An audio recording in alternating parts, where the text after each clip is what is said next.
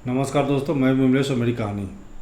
एक शहर का बड़ा बिल्डर अपने कंस्ट्रक्शन साइट पर अपने गाड़ी से उतरा और उसने जैसे ही सिगरेट जलाना चाहा कि उसकी नज़र एक 10-12 साल के बच्चे पर पड़ी जो उसके कंस्ट्रक्शन साइट पर मजदूरी का काम कर रहा था। सर पर ईंटा उठाया हुआ था।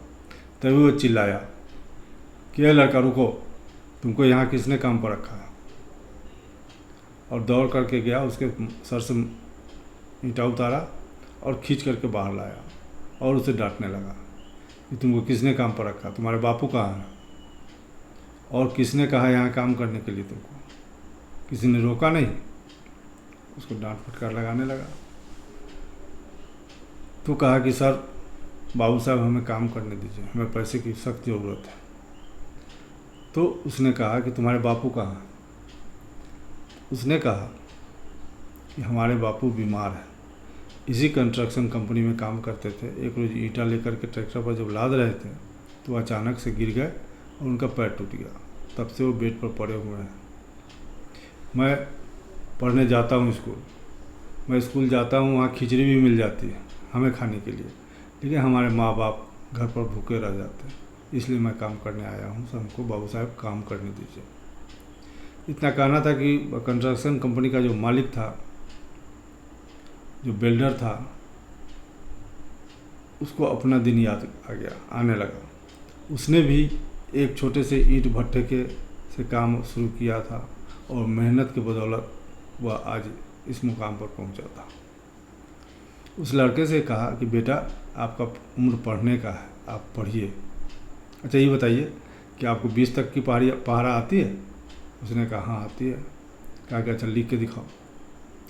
उसने एक वहीं पर पड़ी हुई लकड़ी की तख्त थी, उसको साफ़ किया और मिट्टी उठा करके और उससे लिखना शुरू किया। लगभग 15 से 20 मिनट लगे होंगे। उसने 1 से लेकर के 20 तक पहाड़ा लिख दिया और उस बिल्डर के सामने वो सीना चौड़ा करके खड़ा हो गया, जैसे कोई किला फतह कर लिया। उसने देखा लड़का बिल्कुल सही लिखा था। उस लड़के को चाबुक दिया और कहा कि तुम तो बहुत अच्छे लिखे हो, स्कूल में तुमको टीचर क्या कहते हैं। उसने कहा कि लड़का बोला कि हमको टीचर घर स्कूल में मॉनिटर कहते हैं कि तुम पढ़ने में सबसे अच्छे हो, इसलिए तुम मॉनिटर का काम करो। कहा हाँ बेटा, इसी तरह मन लगा के पढ़ना और तुमको मजदूरी नहीं पगार मिलेगी। कहा कि बाबू साहब हमको काम करने दीजिए, हमें पैसे की ज़रूरत है। पगार क्या होता है। तो उसने कहा कि जो मजदूरी करता है उसे दिहाड़ी मिलती है और आपने पढ़ने लिखने का काम किया है, इसलिए आपको पगार मिलेगा और कल से यहाँ आपको आने की ज़रूरत नहीं है। आपको आज 20 दिन की पगार मिलेगी।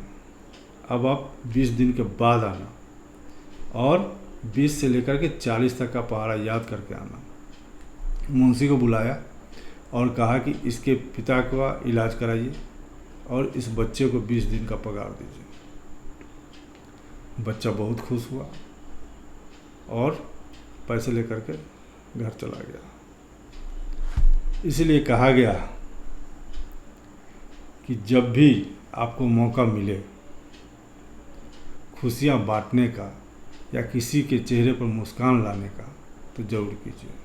अपने क्षमता के हिसाब से उसका मदद ज़रूर कीजिए।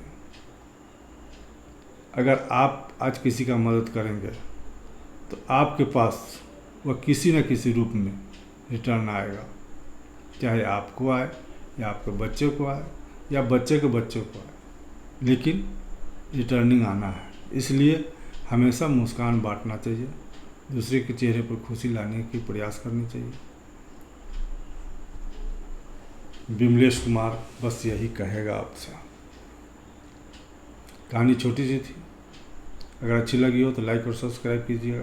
कहते हैं ना, करो कुछ ऐसा कि दुनिया करना चाहे तुम्हारे जैसा। नमस्कार।